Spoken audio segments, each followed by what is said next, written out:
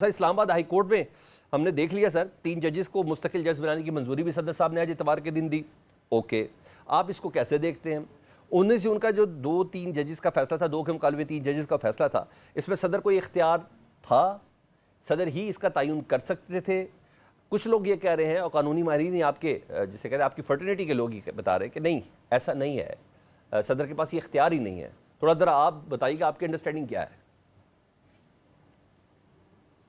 बहुत शुक्रिया। देखें, जब से 26वीं तरमीम आई है तो इसके बाद जो है वो सुप्रीम कोर्ट और बाकी अदालती निज़ाम जो है मेरिट बेस या रूल ऑफ लॉ या आइन की बात करना तो दूर की बात है, मफलूज होता जा रहा है दिन ब दिन।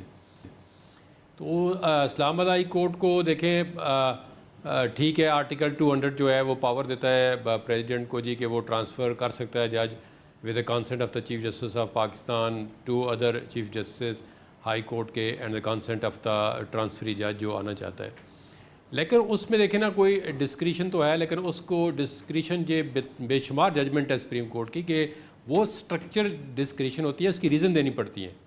तो इस्लामाबाद हाई कोर्ट की जजेस को लाने के लिए कोई रीज़न नहीं है, एब्सोल्युटली नो रीज़न है कि क्यों लाए गए यहाँ पे ऑलरेडी हर सूबे का जज काम कर रहा था।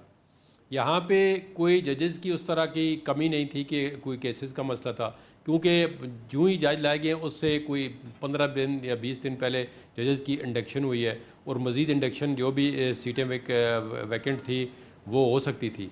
लेकिन एक जो है एग्जेक्टिव ने अपना पावर यूज़ किया। अब देखें ना, सारी दुनिया को पता है पार्लियामेंट, प्रेसिडेंट, प्राइम मिनिस्टर, जिस तरह के हालात पाकिस्तान के अंदर चल रहे हैं, तो जो एग्जेक्टिव चाहती है वही काम हो रहे हैं।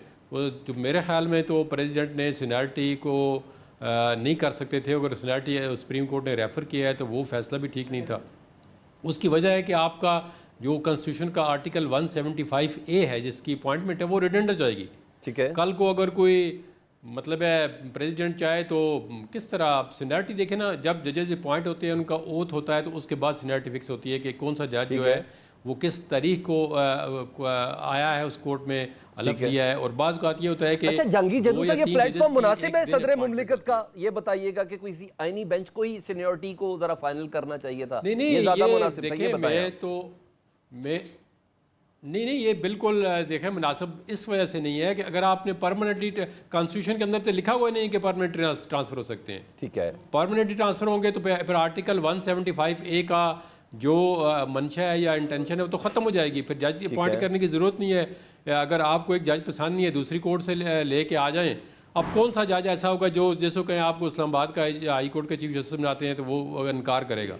इस्लामाबाद एक अच्छी जगह है, हर जो है बलूचिस्तान से भी लोग आना चाहते हैं, कराची से भी हो सकता है आना चाहते हों। तो या किसी और हाई कोर्ट को एक पसंद नहीं है तो दूसरी हाई कोर्ट से उठा के उसका चीफ जस्टिस बना दें, एक 13वें नंबर पे, 15वें नंबर पे, कल को 20वें नंबर वाला भी चीफ जस्टिस बन सकता है। तो ये मेरे ख्याल में अच्छा प्रेसिडेंट नहीं है, ये बड़ा जुडिशरी के लिए भी अच्छा नहीं है और एग्जीक्यूटिव के लिए भी अच्छा नहीं है। आप सब पे क्वेश्चन मार्क लगा